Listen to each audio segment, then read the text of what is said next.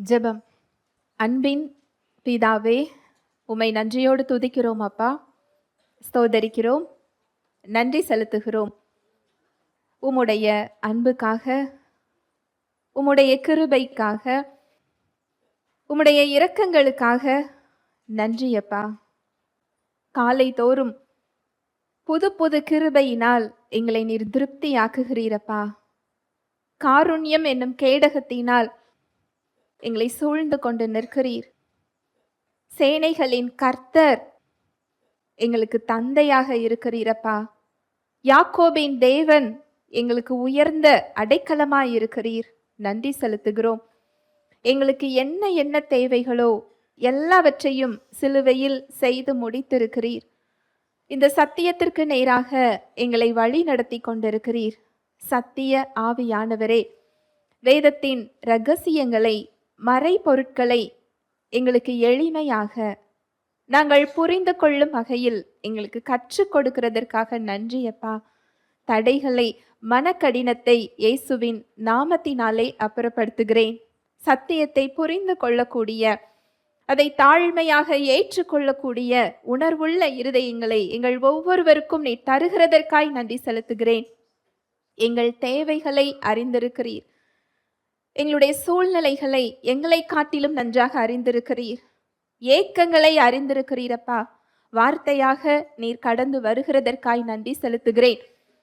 உம்முடைய வார்த்தையை நீர் அற்புதங்களினாலும் அடையாளங்களினாலும் உறுதிப்படுத்துகிறதற்காய் நன்றி செலுத்துகிறேன்.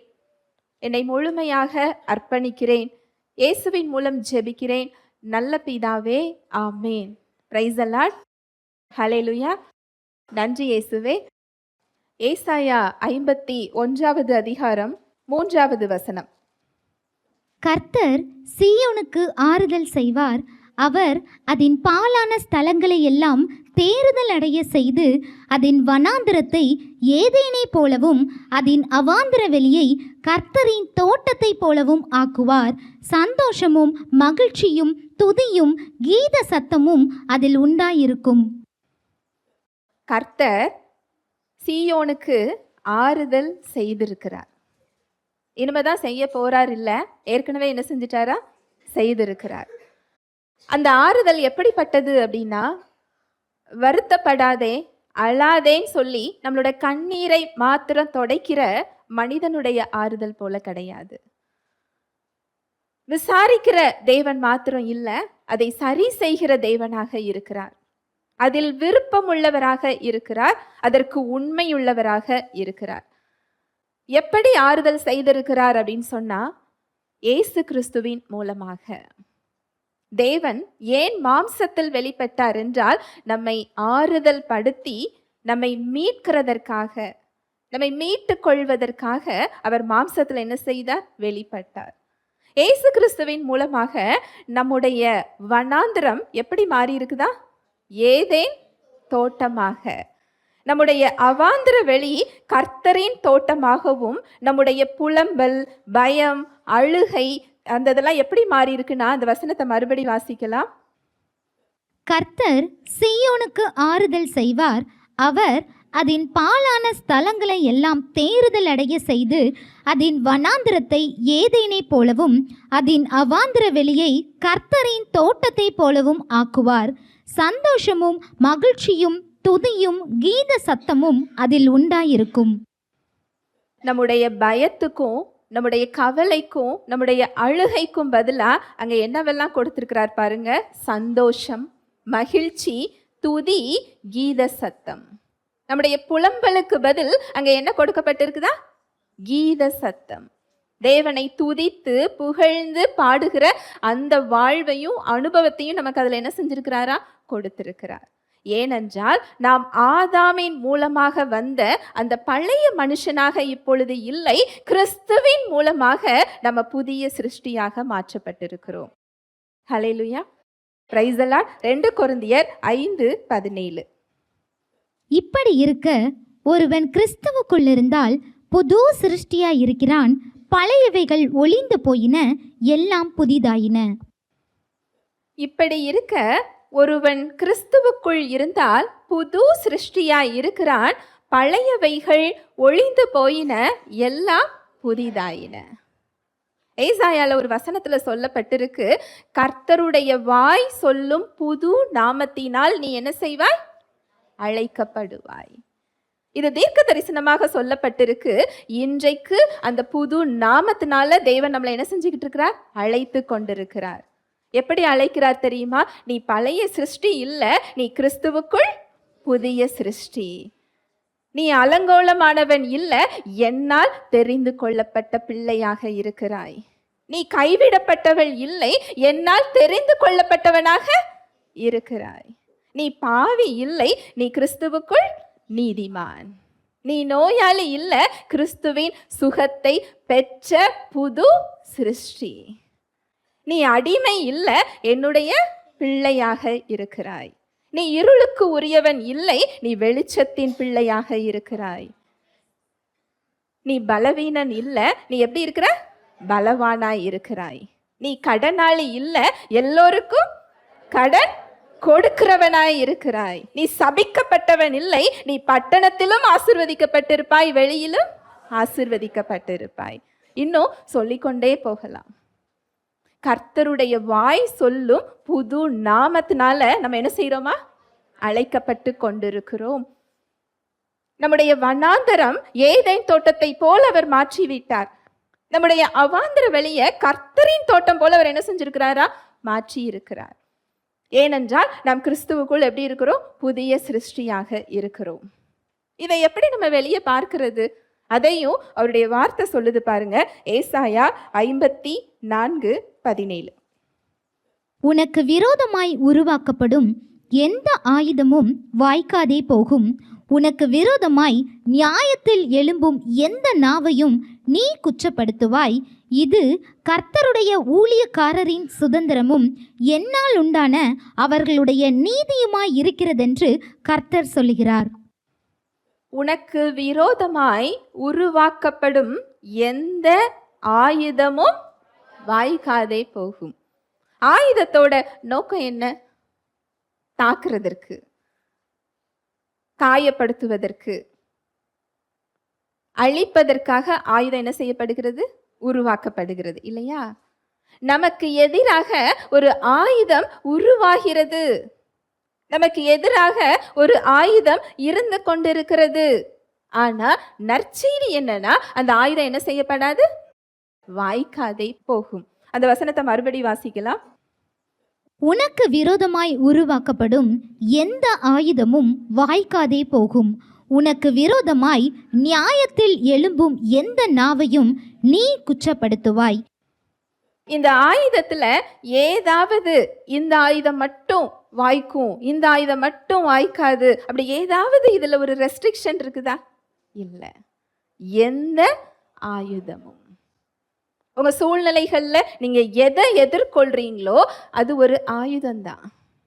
அதற்கு பின்னால் இன்னொரு சக்தி இருந்து கொண்டிருக்கிறது. யோவான் 10:10 ஆண்டவராகிய இயேசு கிறிஸ்து ரொம்ப தெளிவாக சொல்லுகிறார், திருடன் திருடவும் கொல்லவும் அழிக்கவும் வருகிறான், நானோ அவைகளுக்கு ஜீவன் உண்டாயிருக்கவும் அது பரிபூரணப்படவும் வந்தேன். அப்படின்னா என்ன அர்த்தம் தெரியுமா? 2 பேர் உங்க வாழ்க்கையில 2 விதமான வாழ்வை கொடுக்க என்ன செஞ்சுக்கிட்டு இருக்கிறாங்க? காத்து கொண்டிருக்கிறாங்க. தேவன் கிறிஸ்துவின் மூலம் நமக்கு ஒரு மீட்பை கொடுத்திருப்பதினால் நம்ம போகின்ற பாதை மலர் பாதை கிடையாது. முள்ளுகளும் நெரிஞ்சல்களும் இருக்கின்ற ஒரு பாதை நிறைஞ்ச உலகத்துல தான் என்ன செஞ்சுக்கிட்டு இருக்கிறோம்? வாழ்ந்து கொண்டிருக்கிறோம். ஒரு விழுந்து போன ஒரு உலகம். இந்த உலகத்தின் அதிபதி சாத்தான் என்று சொல்லப்பட்டிருக்கு. அதுவும் இந்த உலகத்தை குறித்து வேதம் ஒரு அடைமொழியோடு சொல்லுகிறது, இப்பொல்லாத பிரபஞ்சம். இந்த உலகத்தை குறித்து என்ன சொல்லப்பட்டிருக்கு? நல்ல பிரபஞ்சம் என்ன செய்யப்படல, சொல்லப்படல. தேவன் நல்லதாகவே படைத்தார். அங்கு பொல்லாத பிரபஞ்சமாக மனிதன் என்ன செஞ்சிட்டாரு? மாற்றி விட்டார். இந்த பொல்லாத பிரபஞ்சத்துல உனக்கு எதிராக ஆயுதங்கள் உருவாகும். திருடன் திருடவும் கொல்லவும் அழிக்கவும் வருகிறான். ஆனா அந்த ஆயுதம் என்ன செய்யாது? வாய்க்காது. எப்படி வாய்க்காம போகும்? தேவனுடைய வல்லமை நம்மை பாதுகாக்கவும், நம்மை வழி நடத்தவும், நம்மை பலப்படுத்தவும், நம்மை காத்து கொள்ளவும் நம்ம கூடவே இருக்கு. அந்த தேவ வல்லமை உங்கள் சார்பில் செயலாற்ற காத்து கொண்டிருக்கிறது. அதுதான் யோவான் 10:10 சொல்லப்பட்டிருக்கு. திருடன் திருடவும் கொல்லவும் அழிக்கவும் வருகிறான், நானோ ஜீவனை கொடுக்கவும் அது பரிபூரணப்படவும் வந்தேன். ஒரு ஆவிக்குரிய உலகத்துல 2 பேர் காத்து கொண்டிருக்கிறாங்க. நாம ஒரு ஆவிக்குரிய யுத்தத்தில் நின்று கொண்டிருக்கிறோம். யுத்த களத்துல இருக்கிற போர் வீரர்கள் எப்படி இருப்பாங்க? கவனமா, ஜாக்கிரதையா. அவங்க கவனம் எல்லாம் நம்ம எப்படி தற்காத்து கொள்ளணும், எப்படி எதிரியை தாக்க வேண்டும் என்ற ஒரு நோக்கத்தோடு தான் என்ன செய்வாங்க? இருப்பாங்க. ஒரு 5 நிமிஷம் ஒரு டீ பிரேக்னு அவங்க என்ன செய்ய மாட்டாங்க, போக முடியாது. கொஞ்ச நேரம் ஒரு பொழுதுபோக்குக்கு ஒரு நியூஸ் பேப்பர் வாசிக்கிறேன், ஒரு மொபைலில் கொஞ்சம் வாட்ஸ்அப்புக்கு நான் பதில் சொல்லிட்டு வந்துடுறேன்னு சொல்லி அவங்க என்ன செய்ய முடியாது, போக முடியாது. அப்படி போனால் அந்த வீரனோட நிலைமை என்ன ஆகும்? எதிரி அழித்து விட்டு என்ன செஞ்சிருவா? சென்று விடுவான். இதில் வருத்தப்பட வேண்டிய ஒரு விஷயம் என்ன அப்படின்னா, நாம் ஒவ்வொருவரும் ஒரு ஆவிக்குரிய போர்க்களத்தில் நின்று கொண்டிருக்கிறோம். இதுக்கு பிரேக் எல்லாம் கிடையாது. நமக்கு வேண்டுமானால் இரவு நேரம் நமக்கு ஒரு ரெஸ்ட்னு தூங்குறதுக்கு என்ன செய்யலாம்? போகலாம். திருடன் தூங்குவது இல்லை, தேவனும் தூங்குவது இல்லை. நாம தான் என்ன செஞ்சுக்கிட்டு இருக்கிறோம்? தூங்கி கொண்டு இருக்கிறோம். ஹல்லேலூயா, பிரைஸ் தி லார்ட். எபேசியர் 6:12.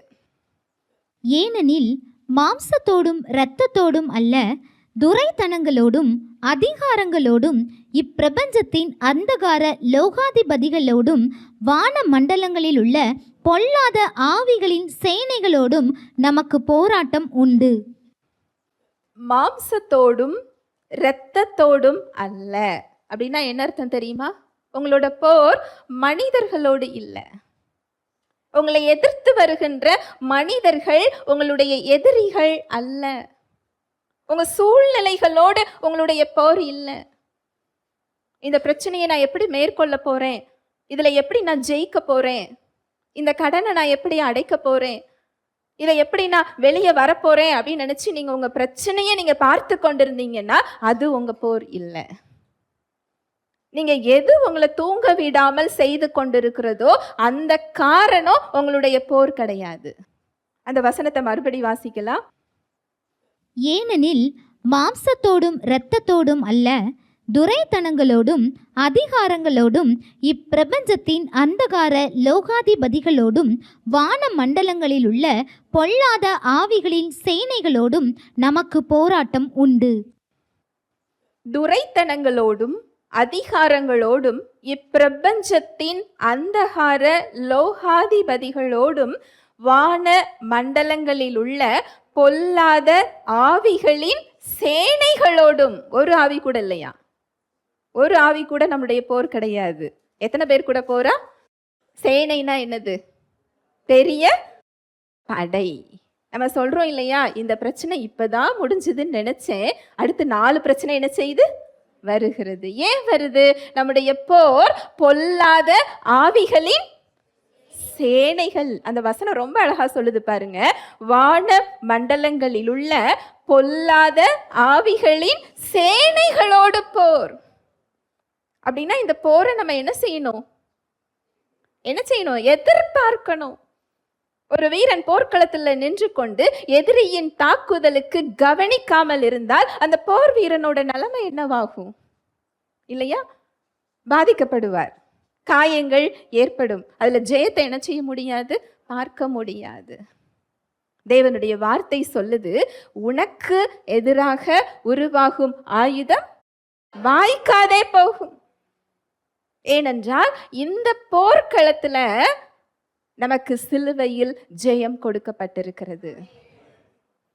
இந்த போர்க்களத்துல முடிவு என்ன என்பதை அவர் சிலுவையில் செய்து முடித்திருக்கிறார். நம்முடைய பெயரில் வெற்றி என்று என்ன செய்யப்பட்டிருக்கு? எழுதப்பட்டிருக்கு. என்ன ஆயுதத்தை அவன் கொண்டு வந்தாலும் அது என்ன செய்யாது? வாய்க்காது. ஏனென்றால் தேவனுடைய வல்லமை செயல்படாத சூழ்நிலை என்று உலகத்துல எதுவுமே இல்லை. நீங்க ஆதியாகமத்திலிருந்து வெளிப்படுத்துதல் வரைக்கும் பாருங்களேன். இந்த பிரச்சனையில மட்டும் என்னால செயல்பட முடியலன்னு தேவன் எந்த சூழ்நிலையாவது சொல்லி இருக்கிறாரா?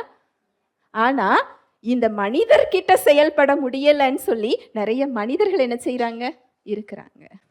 அவருக்கு பிரச்சனை சூழ்நிலைகள் கிடையாது.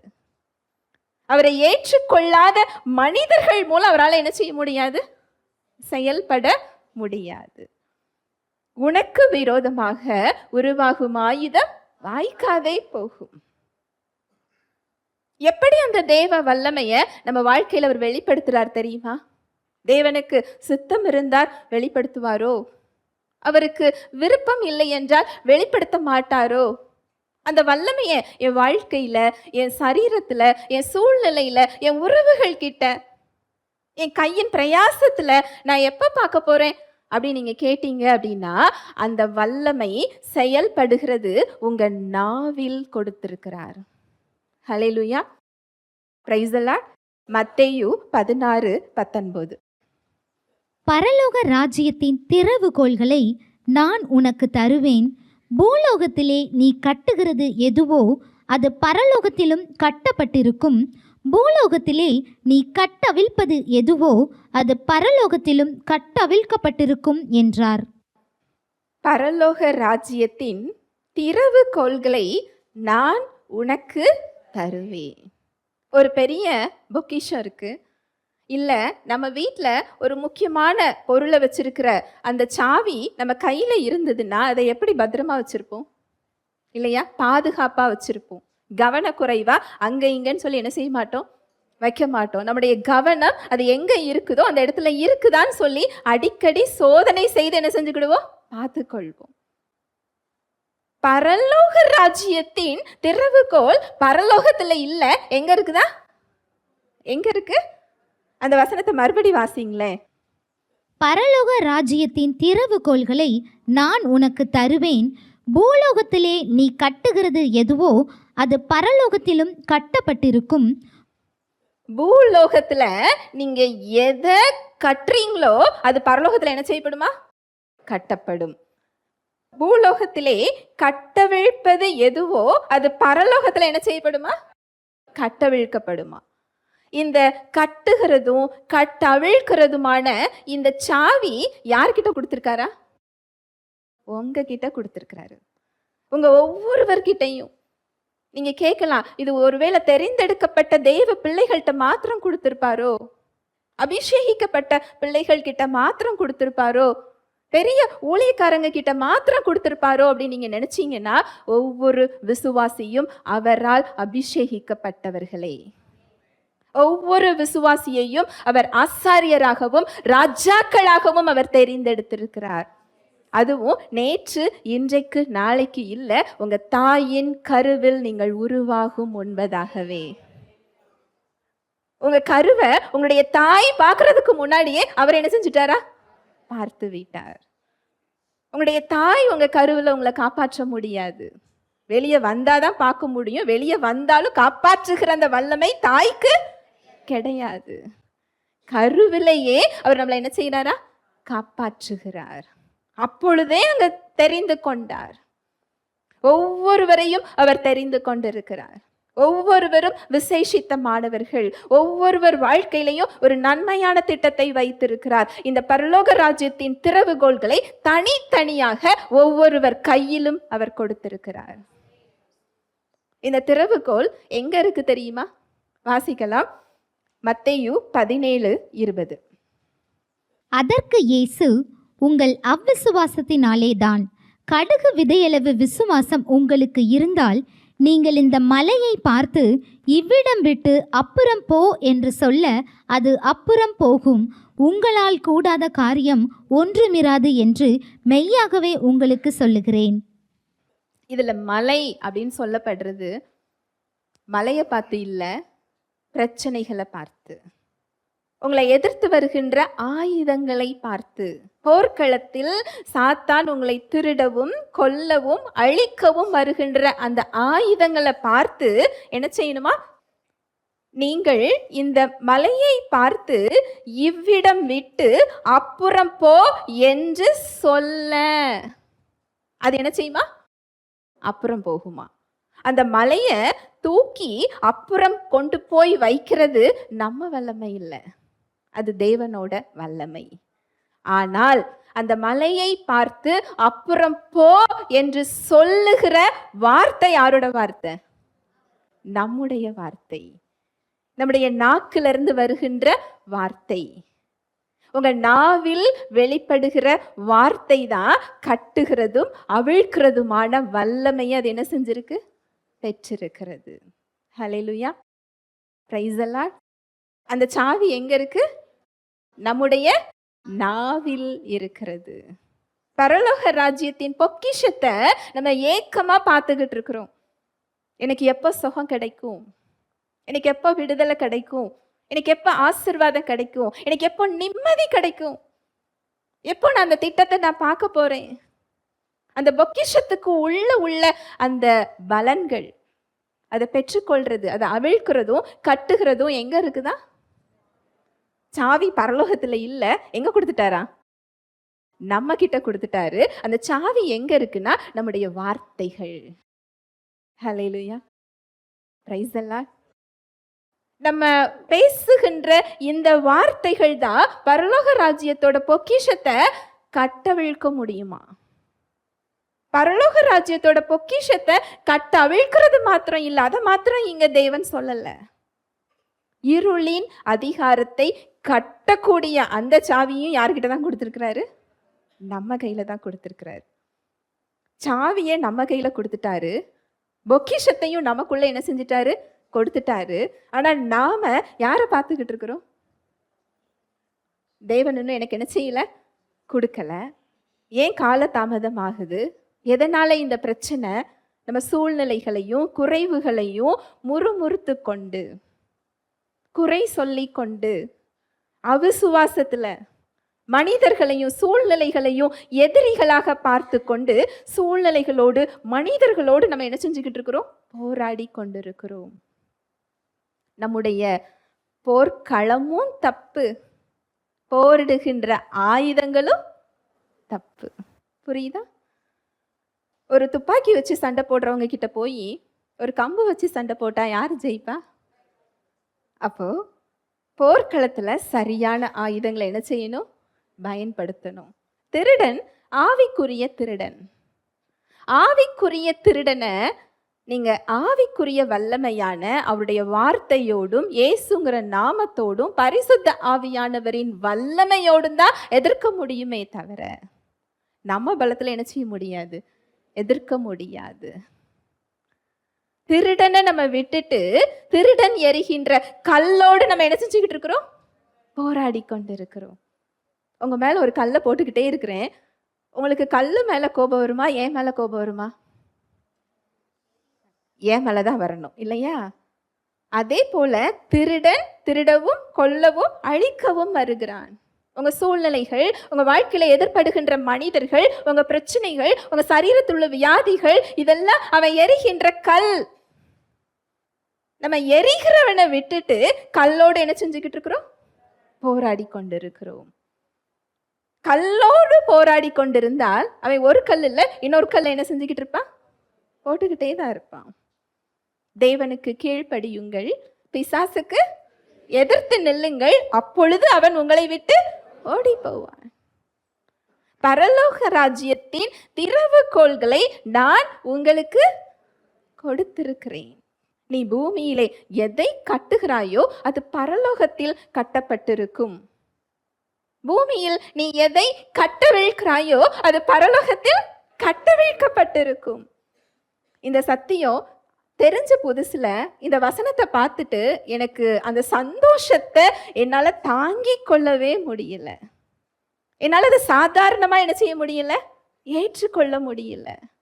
ஏன்னா பரலோக ராஜ்யம் எங்கேயோ இருக்கு. அது தேவனோட விருப்பம் இருக்கும் பொழுதுதான், அதுவும் அவருக்கு சித்தமானதை தான் என் வாழ்க்கையில அனுமதிப்பார். அவர் தண்டிக்கும் பொழுது அதை கொடுக்க மாட்டார். இப்படியெல்லாம் தான் நான் தேவனை என்ன செஞ்சுக்கிட்டு இருந்தேன், பார்த்து கொண்டிருந்தேன். ஆனால் பரலோக ராஜ்யமே இப்ப எங்க இருக்குது? உங்களுக்குள் இருக்கிறதே. அது அங்கே இருக்கிறது இங்கே இருக்கிறது இல்ல, இப்பொழுதே பரலோக ராஜ்யம் உங்களிடத்தில் இறங்கி வந்திருக்கிறதுன்னு வசனம் சொல்லுது. பரலோக ராஜ்யத்தின் அதிபதியே உங்களுக்குள்ள இருந்தா அப்ப ராஜ்யம் எங்க இருக்கு? நமக்குள்ளதான் இருக்கு. அந்த வல்லமையை கட்டவிழ்க்கிற சாவி நம்முடைய நாக்கில் கொடுத்திருக்கிறார். இருளின் அதிகாரத்தை கட்டுகிற சாவி எங்க இருக்குதா? நம்முடைய நாவில் இருக்கிறது. இந்த வசனத்தை மறுபடி பார்க்கலாம். மத்தேயு 17:20.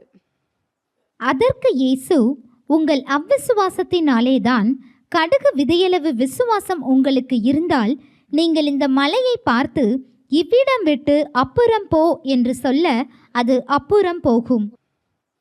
மலையை பார்த்து இவ்விடம் விட்டு அப்புறம் போன்னு சொன்னா அது நாய்க்குட்டி மாதிரி என்ன செய்யுமா? நாய்க்குட்டி மாதிரி அது என்ன செய்யுமா? போகும். ஏனென்றால் அந்த மலை உங்களிடத்தில் இருப்பதற்கான அதிகாரம் இல்லை. ஒரு விசுவாசிக்கு இந்த அதிகாரத்தை அவர் என்ன செய்திருக்கிறார்? கொடுத்திருக்கிறார். அதனாலதான் அவர் சொல்றாரு, உங்களோட வனாந்தரம் ஏதேனை போல மாறும், உங்களுடைய அவாந்தர வெளி கர்த்தரின் தோட்டத்தை போல் மாறும். இந்த மலையை பெயர்த்து அந்த பக்கம் கொண்டு போய் வைக்கிறது நம்ம வல்லமை இல்லை, அது தெய்வ வல்லமை. ஆனா அதை பேசுகிற அந்த தீர்மானத்தை, அந்த சாய்ஸ் அவர் யார் கையில கொடுத்திருக்கிறாரு?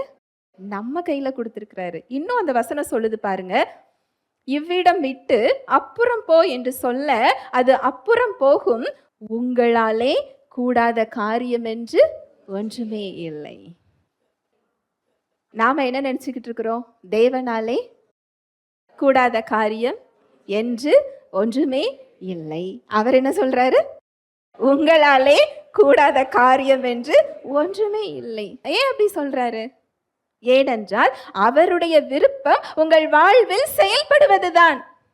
உங்களுடைய வனாந்தரத்தை ஏதேனாக மாற்றுவதுதான். உங்க அவாந்தர வெளியை கர்த்தரின் தோட்டமாக மாற்றுவதுதான். உங்கள் புலம்பலை சந்தோஷமாகவும் மகிழ்ச்சியாகவும் மாற்றுவது. உங்களுக்கு எதிராக உருவாகும் ஆயுதத்தை வாய்க்காமல் போக செய்வது. இதை நீங்க விசுவாசிச்சு வாயை திறந்து பேசுனீங்கன்னா எல்லாவற்றையும் உங்களால் என்ன செய்ய முடியும்? பார்க்க முடியும். உங்களால் கூடாத காரியம் என்று ஒன்றுமே இல்லை. Hallelujah. Praise the Lord. Mark 11:23. எவனாகிலும் இந்த மலையை பார்த்து நீ பெயர்ந்து சமுத்திரத்திலே தள்ளுண்டு போ என்று சொல்லி தான் சொன்னபடியே நடக்கும் என்று தன் இருதயத்தில் சந்தேகப்படாமல் விசுவாசித்தால் அவன் சொன்னபடியே ஆகும் என்று மெய்யாகவே உங்களுக்கு சொல்லுகிறேன். எவனாகிலும், இந்த அதிகாரம் எனக்கு கொடுத்துருக்கிறாரா அப்படின்னு கேட்டீங்கன்னா முதல்லயே அந்த பதிலை என்ன செஞ்சிட்டாரு? கொடுத்து விட்டார். யாரா இருந்தாலும் சரி, அது ஊழியக்காரங்க, தேவ மனிதர்கள் அப்படின்னு மாத்திரம் இல்லை, யாரா இருந்தாலும் இந்த உலகத்துல பிரச்சனைகளை மேற்கொள்ளுகின்ற வழி இதுதான். எவனாகிலும் அப்படின்னா எல்லாருமே இதைதான் என்ன செய்யணும்? கடைபிடிக்க வேண்டும். நீங்க நம்பினாலும் சரி, நம்பவில்லை என்றாலும் சரி, அவருடைய வல்லமை இப்படிதான் செயல்படுகிறது. நம்புறவங்க பெற்றுக்கொள்ள முடியும், நம்பாதவங்களால என்ன செய்ய முடியாது? பெற முடியாது. ஹல்லேலூயா. Praise the Lord.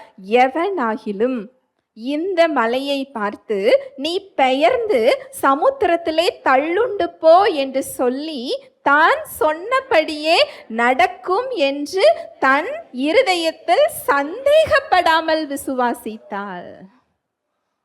இவ்வளோ பெரிய மலை போகுமா? நான் சொல்லி போகுமா? நான் சொல்லிட்டேனே, ஏன் போகல? எனக்கு அந்த தகுதி இருக்கா? எனக்கு தேவன் செய்வாரா அப்படிங்கிற கேள்வியோடு அதை சொல்றதுனால தான் அந்த மலை எப்படி இருக்கு? அப்படியே இருக்கு. ஒரு மலை மாத்திரம் இல்லை, நம்ம சொல்லிக்கிட்டு இருக்கிற மலைலாம் எப்படிதான் இருக்குது? அப்படியே தான் இருக்கு. தான் சொன்னபடியே நடக்கும் என்று தன் இருதயத்தில் சந்தேகப்படாமல் விசுவாசித்தால் அவன் சொன்னபடியே ஆகும். நீங்க போகும் சொல்லி சொன்னீங்கன்னா அது போகும். போகாதுன்னு சொன்னீங்கனாலும் அது என்ன செய்யாது? போகாது. நம்முடைய தேவன் விசுவாசத்தின் தேவன். இதை ரொம்ப பாசிட்டிவா என்ன செஞ்சிருக்கிறாரு? சொல்லி இருக்கிறாரு. ஏனென்றால் மரணமும் ஜீவனும் நம் நாவின் அதிகாரத்தில் இருக்கிறது. நீதிமொழிகள் 18, 20, 21. அவனவன் வாயின் பலனால் அவனவன் வயிறு நிரம்பும், அவனவன் உதடுகளின் விளைவினால் அவனவன் திருப்தியாவான். மரணமும் ஜீவனும் நாவின் அதிகாரத்தில் இருக்கும், அதில் பிரியப்படுகிறவர்கள் அதன் கனியை புசிப்பார்கள். இந்த வசனம் என்னோட வாழ்க்கையை மாத்தின வசனம். இன்றைக்கு நீங்க தேவன்கிட்ட ஏதாவது காரியத்துல மாற்றம் வேணும், வாழ்க்கையில அவருடைய கிருபையை பார்க்கணும், அவர் வல்லமையை பார்க்கணும், அவருடைய அன்பு வெளிப்படுறதை பார்க்கணும், நீங்க அந்த கிருபைக்காக காத்து கொண்டிருப்பீர்கள் என்றால் நீங்கள் முதலில் கவனிக்க வேண்டிய இடம் இந்த இடம்தான். மரணமும் ஜீவனும் எங்க இருக்குதா? பக்கத்துல உள்ளவங்க நாவின் அதிகாரம் இல்லை, சொல்லி கொடுக்குறவங்க நாவின் அதிகாரத்துல இல்லை. அவரவர் வாழ்க்கைக்கு எங்கதான் இருக்குது? அவரவர் நாவில் இருக்கிறது. ஜீவனை பெற்றுக்கொள்ளும் அதிகாரம் நாவில் இருக்கிறதுன்னு வசனம் இருக்குதா? அந்த வசனத்தை மறுபடி வாசிக்கலாம். அவனவன் வாயின் பலனால் அவனவன் வயிறு நிரம்பும், அவனவன் உதடுகளின் விளைவினால் அவனவன் திருப்தியாவான். மரணமும் ஜீவனும் நாவின் அதிகாரத்தில் இருக்கும், அதில் பிரியப்படுகிறவர்கள் அதன் கனியை புசிப்பார்கள். மரணமும் ஜீவனும் எங்க இருக்குதா? நாவின் அதிகாரம். நம்ம சரீரத்திலேயே ரொம்ப பவர்ஃபுல்லான ஒரு உறுப்புனா என்ன தெரியுமா? நாக்குதான். அது ஜீவனை பெற்றுக்கொள்ற ஒரு வழி மாத்திரம் இல்லை, அதுல இருந்து எதுவும் வருமா? மரணமும் வரும். ஒரு இடத்துல சாப்பிடுற பழங்களும் இருக்கு, விஷ பழங்களும் இருக்கு. நம்ம எதை சாப்பிடுவோம்? சாப்பிடக்கூடிய, நன்மையை தரக்கூடிய, நம்ம உடம்புக்கு நன்மையை கொடுக்கிற ஒரு பழத்தை தான் தேர்ந்தெடுத்து என்ன செய்வோம்? சாப்பிடுவோம். இங்க வசனம் சொல்லுது, நம்ம நாவில இருந்து மரணமும் வரும் ஜீவனும் வரும்னு சொல்லுது. நீங்க எதை பேசுறீங்களோ, இதோட அர்த்தம் என்னன்னா, நீங்க எதை பேசுறீங்களோ அதை நீங்க பெற்றுக்கொள்வீங்க. அப்பேற்பட்ட ஒரு இடமாக நம்முடைய நாவு இருக்கிறது. அப்போ நம்ம பேசும் பொழுது அந்த வார்த்தைகளை கவனமாக தேர்ந்தெடுத்து பேசுகிறோமா? யோசிச்சு பார்ப்போமே. நமக்கு என்ன வேணும்? சுகம் வேணும், சந்தோஷம் வேணும், சமாதானம் வேணும், தேவனோட கிருபை வேணும், அவருடைய அன்பு வேணும். அப்படின்னா நம்ம பேசுகிற பேச்சு எப்படி இருக்கணும்? என்ன வேணுமோ அதை என்ன செய்யணும்? பேசணும். ஆனா நம்ம எப்படி பழக்க வைக்கப்பட்டிருக்கிறோம் அப்படின்னா, நமக்கு எது வேண்டாமோ அதை தான் நம்ம என்ன செய்யறோம்? பேசுறோம். மலையை பார்த்து பேசுறது ஜீவனை பேசுறது. அப்படிதான் இங்க வார்த்தை சொல்லுது. ஆவிக்குரிய விதி அப்படிதான் செயல்படுகிறது. மலையை பார்த்து என் வாழ்க்கையில, என் சரீரத்துல இருப்பதற்கு உனக்கு என்ன கிடையாது? அதிகாரம் கிடையாது. இதை தவிர நம்ம வேற எப்படி பேசினாலும் அது என்ன கிடையாது? ஜீவன் கிடையாது. மலைய பார்த்து பேசுறோமா? மலைய பத்தி பேசுறோமா? எப்படி பேசுறோம்? மலைய பத்தி பேசுறோம். இந்த பிரச்சனை இவ்வளோ நாளா இருக்குதே, இவ்வளோ பெரிய பிரச்சனையா இருக்குதே, அந்த பிரச்சனை தேவனுக்கு புரியலன்னு சொல்லி அதை நம்ம அதோட ஆழத்தையும் அகலத்தையும் விவரிச்சு தேவன்கிட்ட என்ன செஞ்சுக்கிட்டு இருக்கிறோம்? சொல்லிக்கிட்டு இருக்கிறோம். நீ மலையை பத்தி பேச வேண்டாம்.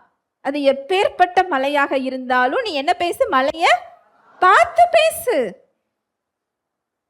அந்த ஜீவனை பேசுற அதிகாரத்தை உன் கையில நான் கொடுத்திருக்கிறேன். ஏனென்றால் நாம் பேசுகின்ற வார்த்தைகள், நாம பேசுகின்ற விசுவாச வார்த்தைகள் தேவ வல்லமையை நம் வாழ்வில் வெளிப்படுத்துகிறது.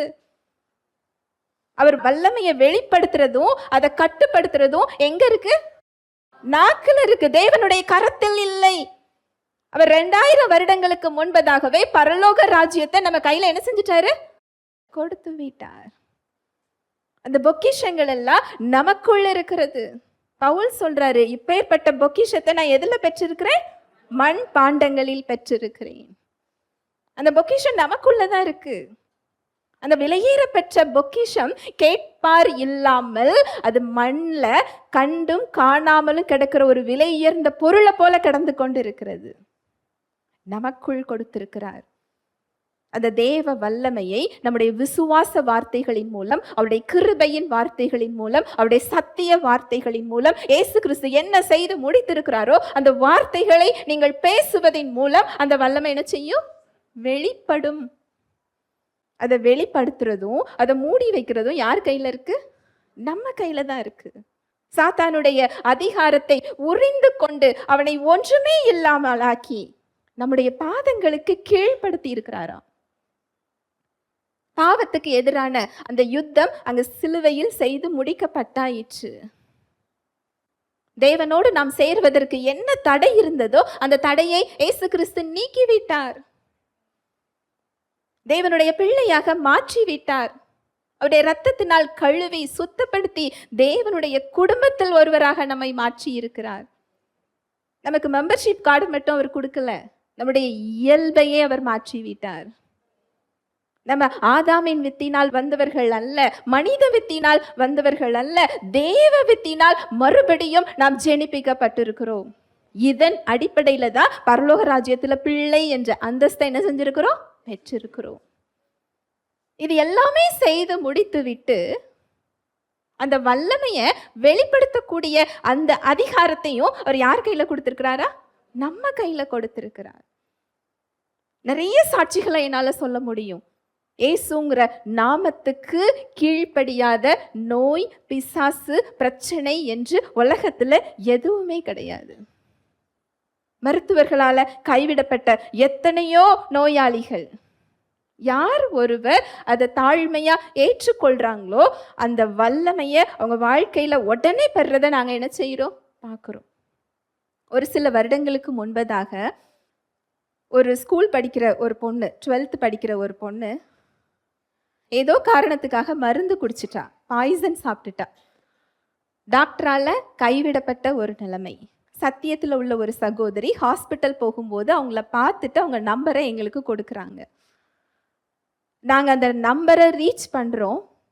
அவங்க யாரும் எங்களுக்கு பதில் கொடுக்கல. ஏனென்றால் டாக்டர் என்ன சொல்லிட்டாங்க? முடியாது. நம்ம டீமில் உள்ள சகோதரிகள் அதை ஃபோன் பண்ணி அவங்க சித்தியை லைனில் எடுக்கும்போது அவங்க சித்தி சொன்ன பதில் என்ன அப்படின்னா, இப்போ நாங்கள் நிறைய ஊழியங்களுக்கு ஃபோன் பண்ணி ஜெபிக்க சொல்லிட்டோம், நாங்கள் ஜெபிக்காமல்லாம் இல்லை, டாக்டர் என்ன செஞ்சிட்டாரு? முடியாதுன்னு சொல்லிட்டாரு, நீங்கள் என்ன செய்ய போகிறீங்க? அவங்க கேட்ட கேள்வி அதுதான். உங்ககிட்ட பேச வேண்டாம், அந்த பொண்ணோட அம்மா கிட்ட ஃபோனை கொடுங்க, கொடுத்து அவங்க அம்மா கிட்ட பேசணும், இந்த நற்செய்தியை சொன்னோம். உங்கள் பொண்ணு இந்த இடத்துல இருக்க வேண்டிய அவசியம் இல்லை. டாக்டர் கைவிட்டு இருக்கலாம், தேவன் என்ன செய்யல? கைவிடலை. அவர் கைவிட மாட்டார். உங்கள் பொண்ணோட உறுப்புகள் செயலிழந்து போயிருக்கலாம், ஆனால் அதை உயிர்ப்பிக்கிற வல்லமையுள்ள ஆவியானவர் உங்கள் பொண்ணுக்குள்ள என்ன செஞ்சுக்கிட்டு இருக்கிறார்? இருந்து கொண்டு இருக்கிறார். எங்களுக்கு நீங்கள் ஒத்துழைப்பு கொடுத்தீங்கன்னா உங்கள் பொண்ணோட உடம்புல நீங்கள் மாற்றத்தை என்ன செய்ய முடியும்? பார்க்க முடியும். புது ஜீவனை உங்கள் மகள் பெற்றுக்கொள்வதை பார்க்க முடியும். அந்த தாய் அதை கேட்கிற ஒரு இடத்துல இருந்தாங்க.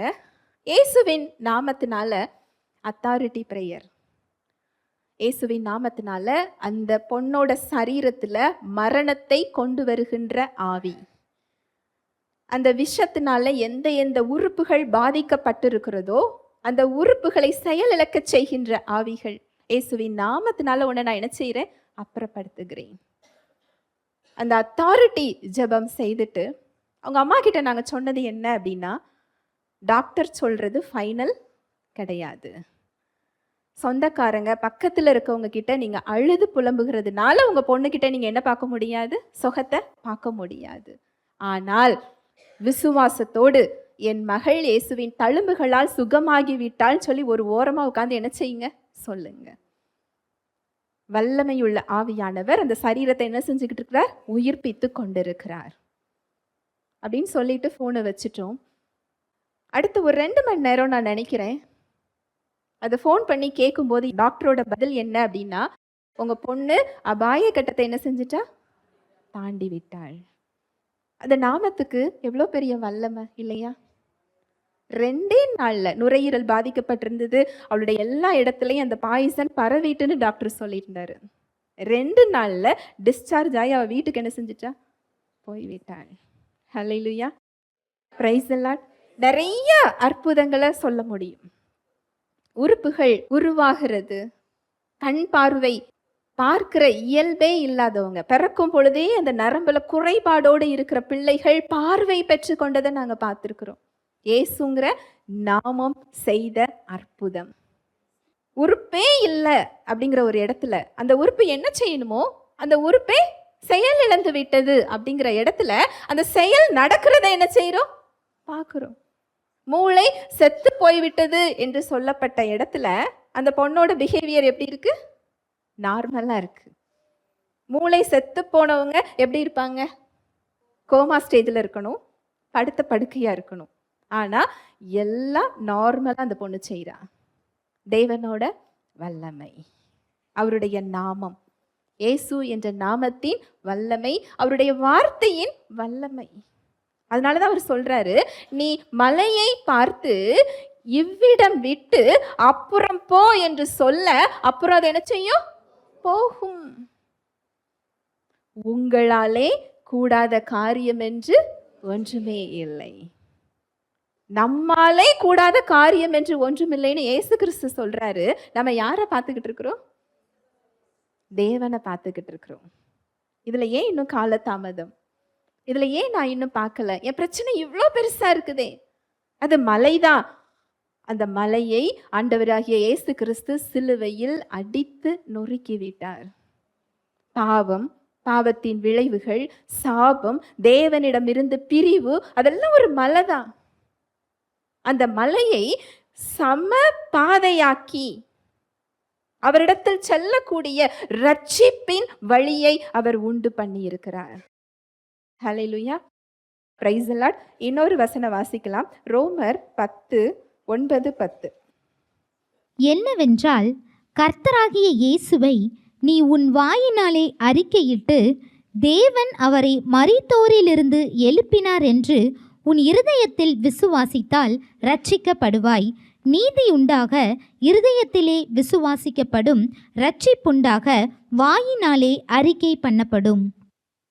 என்னவென்றால், கர்த்தராகிய இயேசுவை நீ உன் வாயினாலே அறிக்கையிட்டு தேவன் அவரை மரித்தோரிலிருந்து எழுப்பினார் என்று உன் இருதயத்திலே விசுவாசித்தால் நீ என்ன செய்வாய்? ரட்சிக்கப்படுவாய். எவ்வளவு எளிமையா ரட்சிப்பை கொடுத்திருக்கிறார் இல்லையா? எவ்வளவு அன்பின் தகப்பன் இல்லையா? முழுவதும் இலவசம். இப்பேற்பட்ட ஒரு வாழ்வை அவர் நமக்கு இலவசமாக என்ன செய்திருக்கிறார்? கொடுத்திருக்கிறார். அவரை விசுவாசிக்கக்கூடிய விசுவாசத்தையும் கொடுத்து, நம்ம இருதயத்துல விசுவாசிச்சு வாயினால இயேசு கிறிஸ்துவை இரட்சகராக ஆண்டவராக ஏற்றுக்கொள்ளுகிறேன் சொல்லும் பொழுதே அந்த புதிய சிருஷ்டியின் அனுபவத்தை நம்மளால என்ன செய்ய முடியும்? பெற முடியும். அதுக்கு நான் 7 மலை 7 கடல் தாண்டி நான் போக வேண்டிய அவசியம் இல்லை. என்னை தேடி தெய்வம் வந்தார். அதுதான் ஸ்பெஷல். நாம தேடி போகல. யார் தேடி வந்தாரா? என்னை தேடி, நம்மை தேடி தெய்வம் இறங்கி வந்தது. அதுதான் ஜீவனுள்ள தேவன். ஹல்லேலூயா, பிரைஸ் தி லார்ட். அந்த வசனத்தை மறுபடி வாசிக்கலாம். என்னவென்றால், கர்த்தராகிய இயேசுவை நீ உன் வாயினாலே அறிக்கையிட்டு தேவன் அவரை மரித்தோரிலிருந்து எழுப்பினார் என்று உன் இருதயத்திலே விசுவாசித்தால் இரட்சிக்கப்படுவாய். நீதியுண்டாக இருதயத்திலே விசுவாசிக்கப்படும், இரட்சிப்புண்டாக வாயினாலே அறிக்கை பண்ணப்படும். நீதியுண்டாக இருதயத்திலே விசுவாசிக்கப்படும், ரட்சிப்பு உண்டாகிறதுக்கு வாயினாலே அறிக்கை பண்ணப்படும். ரட்சிப்பையே நீங்க எப்படிதான் பெற்றிருக்கிறீங்க? வாயினால அறிக்கையிட்டு தான் ரட்சிப்பை நீங்க என்ன செஞ்சிருக்கிறீங்க? பெற்றுக்கொண்டோம். இயேசு கிறிஸ்து என்னுடைய இரட்சகர், தேவன் அவரை மரித்தோரிலிருந்து 3ஆம் நாள் எழப்பண்ணினார், அவர் என்னுடைய பாவங்களுக்காக மரித்திருக்கிறார், அவரை என்னுடைய இரட்சகராக நான் ஏற்றுக்கொள்ளுகிறேன் சொல்லி நீங்க இருதயத்துல விசுவாசிச்சு வாயினால நீங்க அறிக்கை பண்ணின அடுத்த நொடியே அந்த ரட்சிப்பை என்ன செஞ்சுக்கிறீங்க? பெற்றுக்கொள்ளுகிறோம். ரட்சிப்பை பெற்றுக்கொண்ட விதம் இதுதான். ரட்சிப்பை நீங்க வாயினால அறிக்கை பண்ணி பெற்றுக்கொள்றீங்க அப்படின்னு சொன்னா, அந்த ஏதேன் அனுபவத்தை, அந்த கர்த்தரின் தோட்டத்தின் அனுபவத்தை, அந்த துதியும் கீத சத்தமும் மகிழ்ச்சியும் அனுபவத்தை, புது சிருஷ்டியின் அனுபவத்தையும் நீங்க இருதயத்துல விசுவாசிச்சு வாயினால் அறிக்கை பண்ணி தான் என்ன செய்ய முடியும்? பெற்றுக்கொள்ள முடியும். ரட்சிப்புனா என்ன தெரியுமா? நீங்க வாழ்க்கையில ஒரு நேரம் பெற்றுக்கொள்றது இல்லை.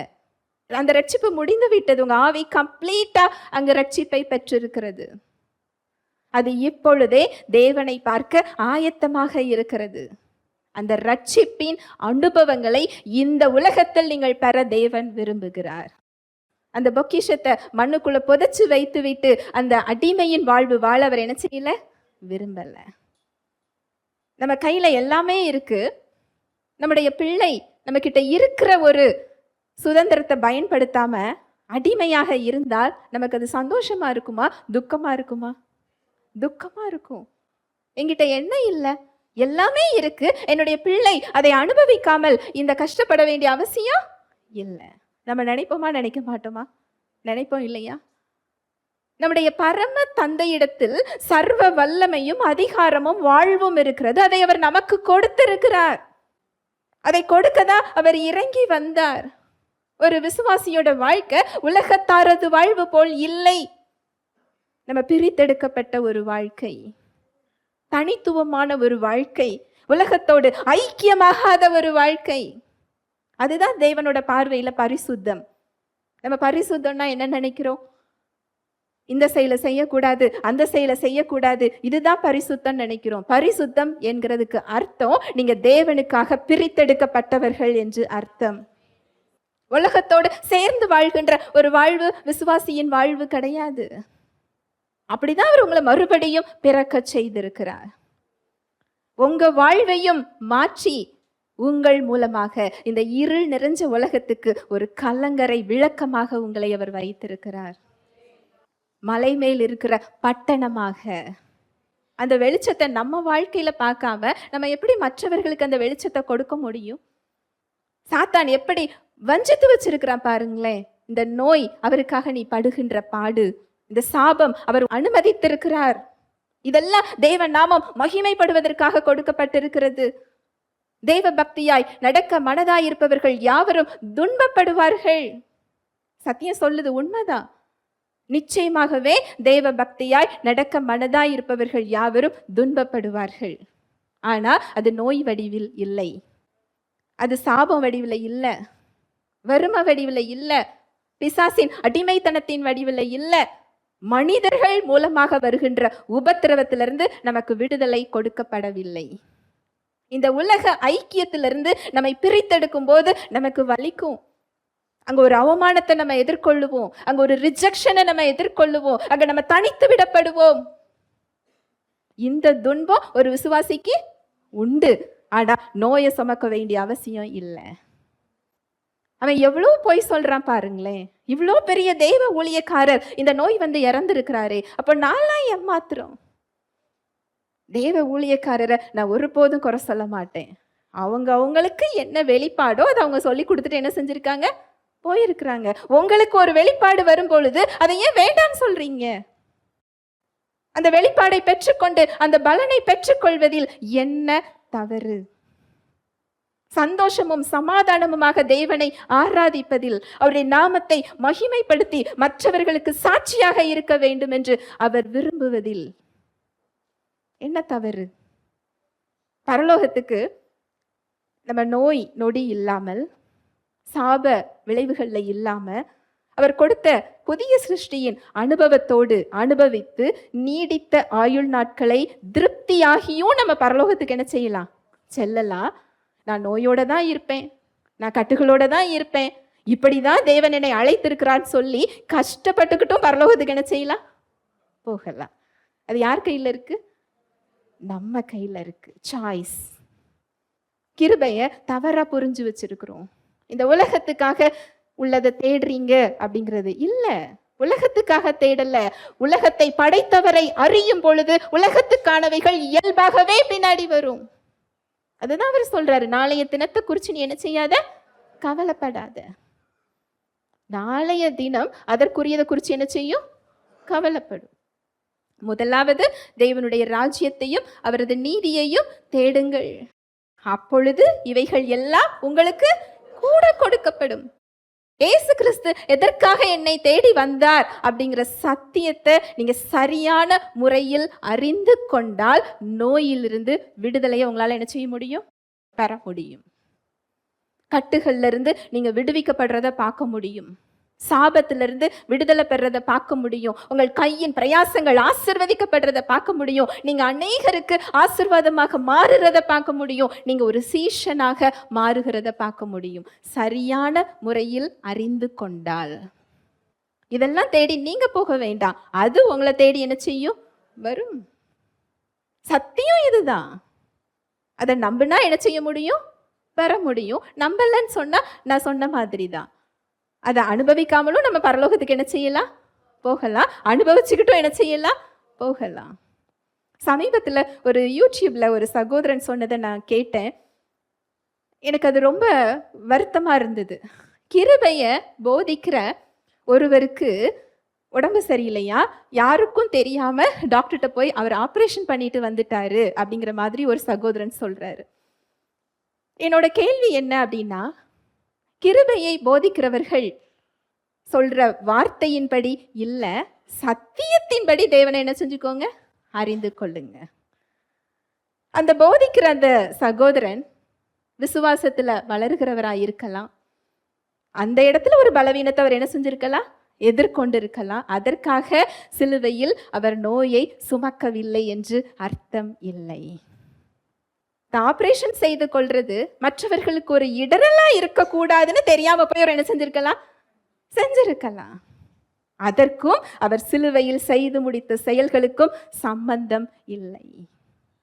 அவன் எப்படியெல்லாம் வஞ்சிக்கிறான் இல்லையா. சத்தியத்தின்படி அவருடைய வார்த்தையை அறிந்து கொள்றது. நம்முடைய வார்த்தைகள் தேவனுடைய வல்லமையை கட்டவிழ்க்கக்கூடிய இடமாக இருக்கிறது.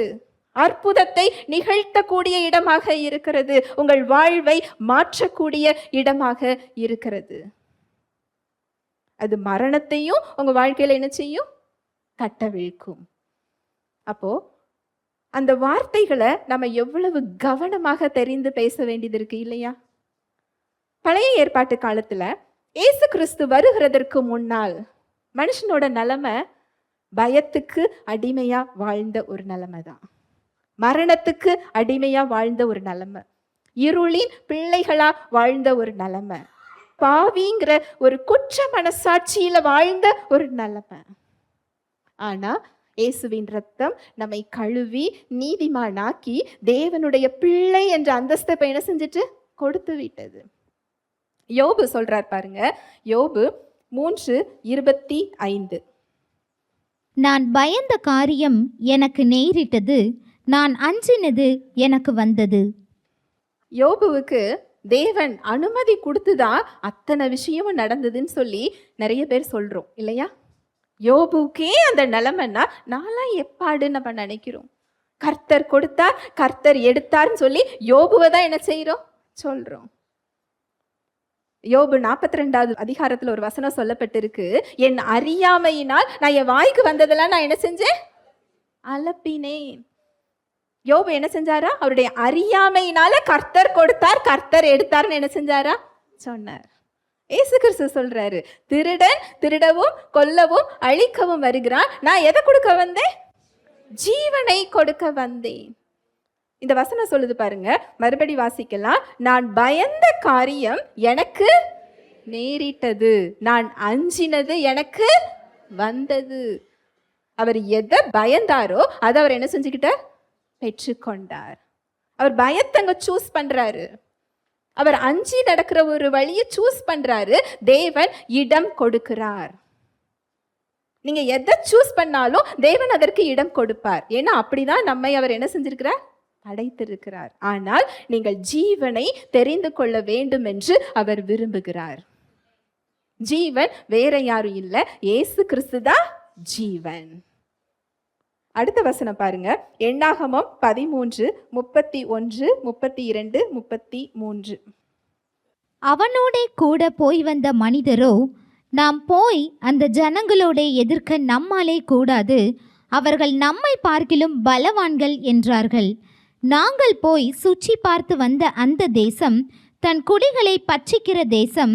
நாங்கள் அதிலே கண்ட ஜனங்கள் எல்லாரும் மிகவும் பெரிய ஆட்கள். அங்கே ராட்சத பிறவியான ஏனாக்கின் குமாரராகிய ராட்சதரையும் கண்டோம். நாங்கள் எங்கள் பார்வைக்கு வெட்டுக்கிளிகளைப் போல் இருந்தோம், அவர்கள் பார்வைக்கும் அப்படியே இருந்தோம் என்று சொல்லி, இப்படி இஸ்ரவேல் புத்திரருக்குள்ளே தாங்கள் சுற்றி பார்த்து வந்த தேசத்தை குறித்து துர்ச்செய்தி பரம்ப செய்தார்கள். இது அடிக்கடி பார்த்த ஒரு சத்தியம்தான். பெரிய பெரிய அற்புதங்கள் செஞ்சு இஸ்ரவேல் மக்களை வெளியே கொண்டு வருகிறார். அவரே அக்கினி ஸ்தம்பமாக, மேக ஸ்தம்பமாக என்ன செய்கிறார்? வழி நடத்துகிறார். அப்படின்னா என்ன அர்த்தம்? அவங்கள விட்டு அவர் என்ன செய்யல? விலகல. இரவும் பகலும் அவர்களோடு கூட அவர் என்ன செய்கிறார்? இருக்கிறார். அந்த கானான் தேசத்துக்கு முன்னாடி போய் நிற்கிறாங்க. இந்த மக்களுக்கு உள்ள போய் சுத்தி பார்க்கணும்னு ஒரு ஆசை வருது. ஆனா அது தேவனுடைய சித்தம் கிடையாது. என்னைக்குமே பிரச்சனையை குறித்து என்ன செய்யக்கூடாது? ஆராய்ந்து பார்க்கக்கூடாது. இதுல நிறைய பேர் வஞ்சிக்கப்படுறாங்க. பிரச்சனையை குறித்து ஆராய்கிறதற்கு பதிலாக நீங்க தேவனை அறிந்து கொள்ள ஆரம்பித்தால் போதும், பிரச்சனையை இயல்பாகவே நீங்க என்ன செஞ்சிடலாம்? வெளியே வந்துடலாம். உள்ள போய் அங்க ராட்சசர்களையும் அந்த கோட்டை சுவரையும் அந்த தேசத்துல உள்ள காரியங்களையும் பார்த்துட்டு அவங்க என்ன சொல்றாங்கன்னா, அது பாலும் தேனும் ஓடுகிற தேசம்தான், ஆனா அங்க யார் இருக்கிறா? ராட்சசர் இருக்கிறாங்க. நாங்க அதை வெட்டுக்கிளி போல அவங்க பார்வைக்கு இருக்கிறோம் அப்படின்னு சொல்லி அவங்க எதை சொன்னாங்களோ அதை அவங்க வாழ்க்கையில என்ன செஞ்சுக்கிட்டாங்க? பெற்றுக்கொண்டாங்க. தேவன் அவர்களுக்கு ஆயத்தம் பண்ணி வைத்திருந்த அந்த கானான் தேசத்துக்குள்ள நாங்க வெட்டுக்கிளிகள் போல் இருக்கிறோம் சொன்ன ஒருவர் கூட உள்ள என்ன செய்யல? போகல. அவர்களுடைய சந்ததிகளும் காலேபும் யோசுவாவும் தான் உள்ள என்ன செய்யறாங்க? போறாங்க. இன்னைக்கு கிறிஸ்துவின் மூலமாக நமக்கு அந்த கானானை போல புது சிருஷ்டியின் வாழ்வை அவர் கொடுத்திருக்கிறார். பாவம் இல்லாத, சாபம் இல்லாத, கட்டுகள் இல்லாத தேவ வாழ்வை கொண்ட ஒரு புது வாழ்வை அவர் என்ன செஞ்சிருக்கிறார்? கொடுத்திருக்கிறார். அவர் கொடுத்திருக்கிறதினால் அங்க ராட்சசர்கள் இல்லாமல் போவது இல்லை. கோட்டை சுவர் பலமா தான் இருக்கும். ராட்சசன் முன்னாடி நம்மளை பார்க்கறதுக்கு எப்படிதான் இருக்கும்? வெட்டுக்கிளியை போலதான் இருக்கிறோம். இந்த இடத்துல இயேசு கிறிஸ்து என்ன கொடுத்திருக்கிறாரோ அந்த கிருபையையும் அந்த சத்தியத்தையும் அந்த ஜீவனையும் நாம் பேசுகிறோமா? நாம் பார்க்கிறதை பேசுகிறோமா? அதுதான் நாம் பெற்றுக்கொள்றதை என்ன செய்து தீர்மானிக்கிறது. புரியுதா? இந்த மரணமும் ஜீவனுங்கிறது ஒரு புதுசா இப்பொழுது வருகிற கான்செப்ட் கிடையாது. ஆதியிலேயே அது அப்படிதான் என்ன செய்கிறது? இருக்கிறது.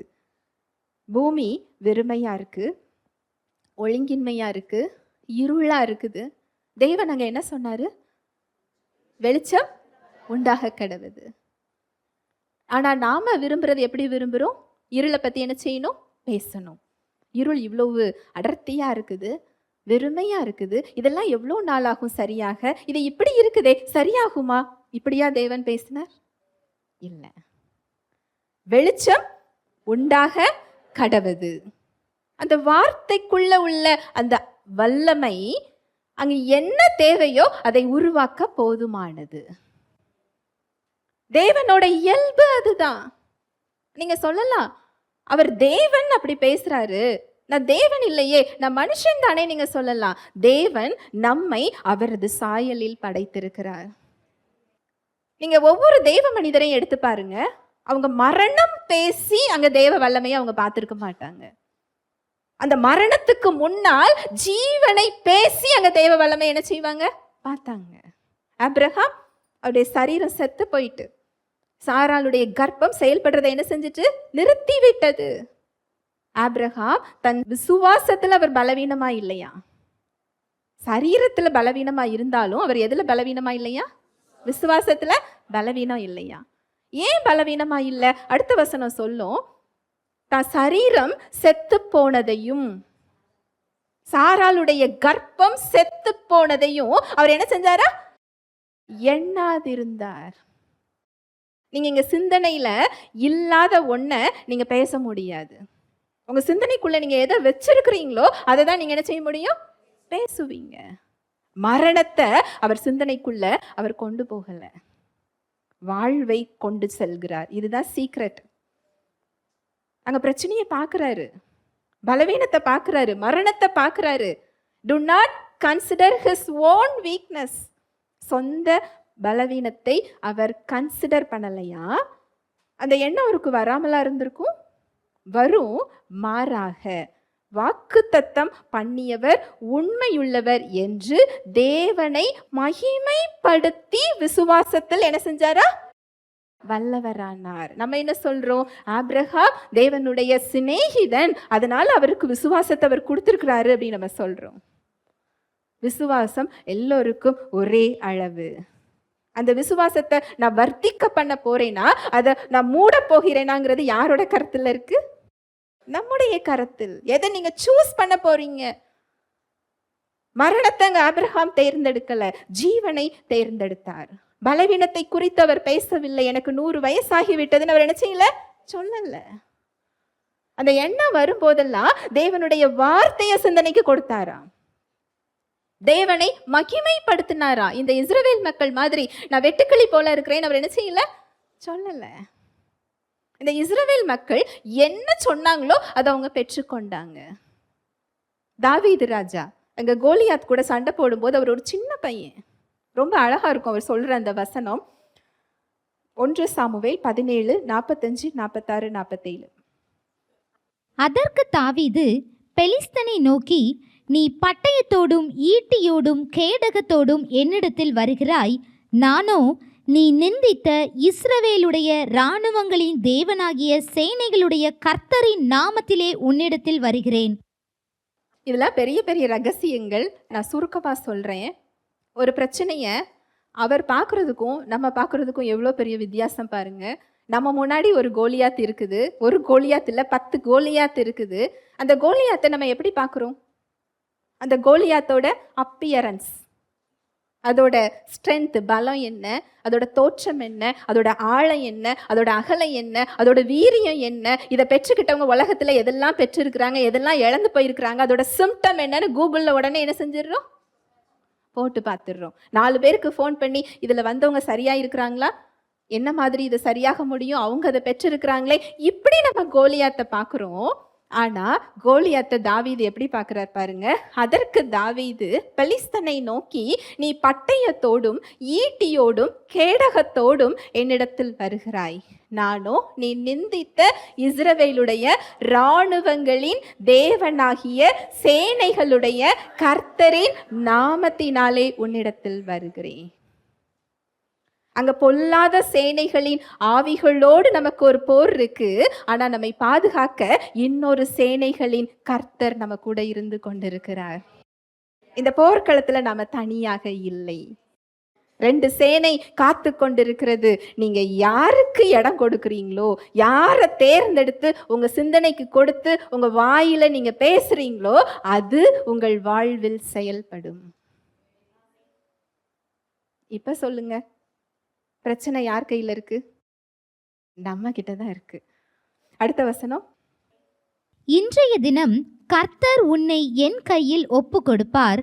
நான் உன்னை கொன்று உன் தலையை உன்னை விட்டு வாங்கி பெலிஸ்தருடைய பாளையத்தின் பிணங்களை இன்றைய தினம் ஆகாயத்து பறவைகளுக்கும் பூமியின் காட்டு மிருகங்களுக்கும் கொடுப்பேன். அதனால் இஸ்ரவேலின் தேவன் ஒருவர் உண்டு என்று பூலோகத்தார் எல்லாரும் அறிந்து கொள்ளுவார்கள். கோலியாத் ஈட்டியோடும் பட்டயத்தோடும் வர்றாரு. தாவீது எதை கொண்டுட்டு சண்டை போட போனாரு? கூழாங்கல், கவன் இல்லையா? இங்க அவர் என்ன சொல்றார் பாருங்க. அவருடைய விசுவாச அறிக்கை எப்படி இருக்கு பாருங்க. இன்றைய தினம் கர்த்தர் உன்னை என் கையில் என்ன செய்வாரு? ஒப்பு கொடுப்பார். நாம என்ன நினைக்கிறோம்? இந்த பிரச்சனையில நம்ம தோத்து போயிடுவோமோ? நீங்க நினைக்கிறதுக்கும் தாவீது நினைக்கிறதுக்கும் வித்தியாசம் இருக்கா இல்லையா? அதனால தான் கோலியாத்தை நம்மளால என்ன செய்ய முடியல? மேற்கொள்ள முடியல. இன்றைய தினம், நாளைக்குலாம் அவர் என்ன செய்யல சொல்லல. இன்றைக்கு கர்த்தர் உன்னை என்ன செய்வார்? என் கையில ஒப்பு கொடுப்பார். நான் உன்னை கொன்று உன் தலையை உன்னை விட்டு வாங்கி, எங்கேயாவது கவனையும் கூழாங்கல்லையும் கொண்டு தலையை எடுக்க முடியுமா? அப்போ அவரோட விசுவாசம் என்ன? உன்னோட பட்டயத்தை வச்சு அதை நான் என்ன செய்வேன்? நாம கோலியாத்தை எப்படி பார்க்கிறோம், அவர் எப்படி பார்க்கிறார் பாருங்க. ஆனா இந்த விசுவாச அறிக்கையை நம்ம கேலி பண்றோம். அது எப்படி இந்த நோய் இருக்கும்போது இப்படி சொன்னா சரியாகும்? இந்த பிரச்சனை இருக்கும்போது அந்த வாயில நம்ம சொல்றதுனால எப்படி பெற முடியும்? விசுவாச அறிக்கை அப்படிங்கிறது ஒரு கேலிக்குரிய பொருளாக இன்று இருக்கிறது. அப்படி இல்லை. ஆதியாகமத்திலிருந்து கடைசி வரைக்கும் தேவன் அப்படிதான் செயல்பட்டு கொண்டிருக்கிறார். நீங்க வாயை திறந்து அவருடைய கிருபையின் வார்த்தைகளை, சத்திய வார்த்தைகளை, அன்பின் வார்த்தைகளை நீங்கள் விசுவாசித்து பேச பேச அந்த வல்லமை உங்கள் வாழ்வில் வெளிப்படும். அது மாத்திரம் இல்ல, நீங்க வெட்டுக்கிளி என்று நீங்கள் கோலியாத்தை பார்த்து அதை பத்தி நீங்க என்ன பேசுறீங்களோ, உங்க பிரச்சனையை பத்தி பேசினாலும் பிரச்சனை எப்படிதான் இருக்கும்? அப்படியே தான் இருக்கும். அப்போ அந்த இடத்துல இருளின் அதிகாரத்தை கட்டவிழ்க்கிறீங்க. எதை கட்டவிழ்க்கிறோங்கிறது யார் கையில இருக்கு? நம்ம கையில தான் இருக்கு. இயேசு கிறிஸ்து லாசரு மரிச்சு 4 நாள் ஆகுது. கல்லறைக்கு முன்னாடி போய் நின்று என்ன சொன்னாரு? லாசருவே எழுந்து வா. அங்க சீஷர்கள் அதுக்கு முன்னாடி அவர்கிட்ட கேட்பாங்க, லாசரு நித்திரையா இருக்கிறான்னு பதில் சொல்றாரு. ஏசு கிறிஸ்து பொய் சொல்றாரா? ஏசு கிறிஸ்து பொய்யா சொன்னாரு? இல்லை, விசுவாசத்தை பேசுகிறார். அவர் ஏசு கிறிஸ்து அவர் பேசினாருன்னு சொல்லாதீங்க. என்னை விசுவாசிக்கிறவன் நான் செய்த கிரியைகளையும் செய்வான், என்னை காட்டிலும் பெரிதானவைகளை செய்வான். நீ மலையை பார்த்து பேசுன்னு சொல்றாரு. அங்க பேதுரு, இவர் மேசியா, இவர் தேவகுமாரன், இவர் கிரியேட்டர், படைத்தவர், அதனால் அது கீழ்ப்படுகிறதோன்னு பாக்குறாரு. ஆச்சரியமா ஏசு கிறிஸ்துவ பாக்குறாரு. ஏசு கிறிஸ்து அவர் ஆச்சரியமா பாக்குறாரு. உன்னை இப்படிதானப்பா நான் படைச்சேன், மலைய பார்த்து பேசுகிற விதமாக தானே நான் படைத்தேன். ஹல்லேலூயா, பிரைஸ் தி லார்ட். உங்க பிரச்சனைகளை பார்த்து பேசுறது. ஏசு கிறிஸ்து என்ன செய்து முடித்தாரோ அந்த கிருபையின் வார்த்தைகள், சத்திய வார்த்தைகள், நீதியின் வார்த்தைகள், டெய்லி உங்க லைஃப்ல இதை அப்ளை பண்றது தான். இந்த கிருபை அப்படிங்கிறது நம்ம நோய்க்காக, நம்ம ஆசீர்வாதத்துக்காக மாத்திரம் இல்லை. உங்க பாவத்துல இருந்தும் நீங்க இப்படிதான் விடுதலை பெற முடியும். இது நிறைய பேருக்கு புரியுறது இல்லை. நம்ம ஸ்ட்ரென்த்ல பாவத்தை என்ன செய்ய முடியாது, மேற்கொள்ள முடியாது. நான் நீதிமான், இயேசுவின் இரத்தத்தினால் கழுவப்பட்ட நீதிமான் அப்படிங்கிறத அறிந்து கொண்ட விசுவாசியால் பாவத்தில் இருக்க முடியாது. இதுதான் நற்செய்தி. அப்பேற்பட்ட ஒரு விடுதலையின் வாழ்வை அவர் நமக்கு என்ன செய்திருக்கிறார்? கொடுத்திருக்கிறார். ஹல்லேலூயா, பிரைஸ் தி லார்ட். இந்த விசுவாச அறிக்கை, இருதயத்துல விசுவாசிச்சு நீங்க விசுவாசத்தை பேசுறது அப்படிங்கிறது, நீங்க பொய் பேசுறது ஆகாது. நிறைய பேர் என்கிட்ட கேட்பாங்க, வலிக்குது இல்ல, அப்போ வலிக்குன்னு தானே சொல்ல முடியும். இருக்குது இல்ல, இல்லைன்னு எப்படி சொல்ல முடியும்? இருக்கிறத இருக்குதுன்னு தானே சொல்ல முடியும். எங்க அம்மா இதை அடிக்கடி என்கிட்ட சொல்லுவாங்க, என்ன பொய்யா சொல்றது, இருக்குது இல்ல அப்படின்னு சொல்லுவாங்க. அது இருக்குதுமா, ஆனா அது இருக்க வேண்டிய அதிகாரம் இல்லை என்பதை நீங்க என்ன செய்யுங்க, சொல்லுங்க. நிறைய கவுன்சிலிங் கொடுக்கும்போது நம்ம சொல்றது உங்களுக்கு ஒரு சில சமயம் கோபம் வந்துடும். வலிக்கிறத வலிக்குன்னு சொல்லாம எப்படி சொல்ல முடியும்? நானும் விசுவாசிக்கிறேமா, அவரை விசுவாசிக்காமலாம் இல்லை, ரிப்போர்ட் இப்படி சொல்லுது இல்ல. ரிப்போர்ட் சொல்றது இருக்கட்டும், வலிக்கிறது இருக்கட்டும், இயேசுவின் தழும்புகளால் நீங்கள் குணமானீர்கள் என்று நீங்கள் அறிக்கையிடுவது உங்கள் உரிமையை பேசுறீங்க. அந்த நோய் உங்கள் சரீரத்தில் இருப்பதற்கு அதிகாரம் இல்லை என்ற சத்தியத்தை அந்த இடத்துல என்ன செய்றீங்க, பேசுறீங்க. நீங்க பொய் சொல்லல. உங்க பொருளாதாரத்தை பார்த்து பேசுறது, உங்க சரீரத்தை பார்த்து பேசுறது, உங்க வாழ்க்கையை பார்த்து பேசுறது, உங்க வனாந்தரத்தை பார்த்து பேசுறது, உங்க அவாந்தர வெளியை பார்த்து பேசுறது, உங்க பிள்ளைகளை பார்த்து பேசுவது. இந்த சத்தியத்தெல்லாம் தெரிஞ்சுக்கிட்டீங்கன்னா ஒரு பரலோக வாழ்வை வீட்டில் இந்த உலகத்துல நீங்க வாழ முடியும். உங்க வீட்டுக்குள்ள நீங்க அனுபவிக்க முடியும். ஒவ்வொரு நாளும் நம்ம போர்க்களத்துல தான் நின்று கொண்டிருக்கிறோம் அப்படிங்கிற சத்தியத்தை தெரிஞ்சுக்கிட்டீங்க அப்படின்னா உங்க கணவனோடு சண்டை போட மாட்டீங்க. உங்க மனைவியோட என்ன செய்ய மாட்டீங்க? சண்டை போட மாட்டீங்க. உங்க பிள்ளைகளோட நீங்க என்ன செய்ய மாட்டீங்க? வாக்குவாதத்துக்கு போக மாட்டீங்க. அத்தாரிட்டியை எடுப்பீங்க, பேசுவீங்க, ஜீவனை பேசுவீங்க. குடும்பம் ஒன்றுபடுறத உங்களால என்ன செய்ய முடியும்? பார்க்க முடியும். பரலோக ராஜ்யத்தின் திறவுகோல்களை எங்க வச்சிருக்கிறாரு? நம் நாவில். நம்ம எதை தேர்ந்தெடுத்து பேசுகிறோம்? மரணமும் ஜீவனும் நம் நாவின் அதிகாரத்தில் இருக்கிறது. உனக்கு விரோதமாக உருவாகும் எந்த ஆயுதமும் வாய்க்காதே போகும். உனக்கு விரோதமாய் எழும்பும் எந்த நாவையும் யார் குற்றப்படுத்துவா? நீ குற்றப்படுத்துவாய். நம்ம யாரை குற்றப்படுத்த சொல்லிக்கிட்டு இருக்கிறோம்? தேவனை சொல்லி கொண்டிருக்கிறோம். ஹல்லேலூயா. Praise the Lord. ஜெபிக்கலாம். அன்பின் தகப்பனே, நன்றி செலுத்துகிறோம் அப்பா. உம்முடைய அன்புக்காக, உம்முடைய கிருபைக்காக, உம்முடைய இரக்கங்களுக்காக நன்றி. உம்முடைய கிருபை பெரியது, உம்முடைய இரக்கம் மகா பெரியது தகப்பனே. கிறிஸ்துவுக்குள் நாங்கள் புது சிருஷ்டியாக இருக்கிறோம். எங்களுடைய வனாந்திரம் ஏதேன் தோட்டமாக மாற்றப்பட்டிருக்கிறது. எங்களை நீர் புது நாமத்தினால் அழைத்து கொண்டிருக்கிறீர். நாங்கள் கைவிடப்பட்டவர்கள் இல்லை. நாங்கள் உம்மால் தெரிந்து கொள்ளப்பட்ட உம்முடைய பிள்ளைகளாக இருக்கிறோம். நாங்கள் யாரும் இல்லாதவர்கள் இல்லை. இந்த உலகத்தை படைத்தவர் எங்களுடைய தந்தையாக இருக்கிறார். நாங்கள் இருளின் பிள்ளைகள் இல்லை, தேவனுடைய ராஜ்யத்தின் பிள்ளைகள், ஒளியின் பிள்ளைகளாக நாங்கள் மாற்றப்பட்டிருக்கிறோம். எங்களை அவ்விதமாக நீர் அழைத்து கொண்டிருக்கிறீர். நாங்கள் பாவி அல்ல, இயேசுவின் இரத்தத்தினால் கழுவப்பட்ட நீதிமானாக நாங்கள் இருக்கிறோம். நாங்கள் தண்டிக்கப்படுகிறவர்கள் அல்ல, நாங்கள் தண்டிக்கப்படாதவர்கள் என்று நீர் எங்களை அழைத்து கொண்டிருக்கிறீர். நாங்கள் அழுக்கானவர்கள் அல்ல, நாங்கள் பரிசுத்தமானவர்கள் என்று நீர் எங்களை அழைத்து கொண்டிருக்கிறீரப்பா. உனக்கு விரோதமாக உருவாகும் எந்த ஆயுதமும் வாய்க்காதே போகும். இந்த அதிகாரத்தை எங்களுக்கு நீர் கொடுத்திருக்கிறீர். மலையை பார்த்து பேசும் அதிகாரம். கிறிஸ்துவுக்குள் ஒரு விசுவாசிக்கு இந்த இடத்தை நீர் கொடுத்திருக்கிறீர். எங்களுக்கு விரோதமாக எழும்பும் எந்த நாவையும் குற்றப்படுத்தக்கூடிய அந்த இடத்தை எங்களுக்கு நீர் கொடுத்திருக்கிறீர். நாங்கள் தேர்ந்தெடுக்கும் வார்த்தைகள் எதுவோ அதை நாங்கள் பெற்றுக்கொள்ளுகிறோம். மரணமும் ஜீவனும் எங்கள் நாவின் அதிகாரத்தில் இருக்கிறது. இயேசு கிறிஸ்து சிலுவையில் எதை செய்து முடித்திருக்கிறாரோ அந்த கிருபையின் வார்த்தைகளை, சத்தியத்தின் வார்த்தைகளை, ஜீவ வார்த்தைகளை, வாழ்வின் வார்த்தைகளை, நீதியின் வார்த்தைகளை, சுகத்தின் வார்த்தைகளை, வல்லமையின் வார்த்தைகளை, அன்பின் வார்த்தைகளை எங்கள் சரீரத்தின் மீது, எங்கள் வாழ்வின் மீது, எங்கள் உறவுகளின் மீது நாங்கள் பேசும் பொழுது தேவ வல்லமை கட்டவிழ்க்கப்படுகிறது. இந்த சத்தியத்தை இன்று எங்களுக்கு நீர் கற்றுக் கொடுத்திருக்கிறீர். நாங்கள் மாற வேண்டிய இடங்களை சுட்டி காண்பித்திருக்கிறீர். என்ன வார்த்தைகளை நாங்கள் பேச வேண்டும் என்று எங்களுக்கு கற்றுக் கொடுத்திருக்கிறீர். வந்திருக்கிற ஒவ்வொருவரையும் உடைய கரத்தில் தருகிறேன். என்ன தேவையில் வந்தாங்களோ அவங்களுக்கு ஏற்ற மன்னாவை கொடுத்ததற்காக நன்றி. அவர்களோடு பேசியதற்காய் நன்றி. அவங்க மாற வேண்டிய இடங்களை சுட்டி காண்பித்ததற்காக நன்றி. தடைகளை நீக்கி போடுகிற ஜெயகிறிஸ்து முன் செல்கிறதற்காக நன்றி. வனாந்தரத்தில் நீர் நடத்தும் பொழுதும் தாகமாய் இருக்க நீர் விடவில்லை. கண்மலையை பிளந்தீர், அதுல தண்ணீர் புறப்பட்டு வந்ததுன்னு சொல்லி உடைய வார்த்தை சொல்லுகிறது.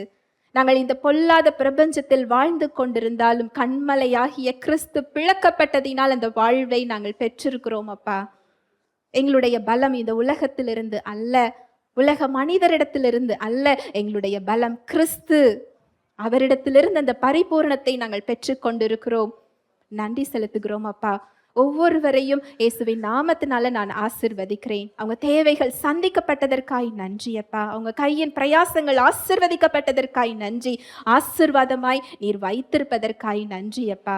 உடைய பாதுகாப்பும் கிருபையும் அவங்க சிந்தனைகளையும் இருதயத்தையும் கிறிஸ்து இயேசுவுக்குள்ளாய் காத்து கொள்கிறதற்காய் நன்றி செலுத்துகிறேன். வாழ்நாள் எல்லாம் நன்மையும் கிருபையும் உங்களை பின்தொடரும் என்று இயேசுவின் நாமத்தினாலே ஆசிர்வதிக்கிறேன். இயேசுவின் மூலம் ஜெபிக்கிறேன் நல்ல பிதாவே, ஆமென்.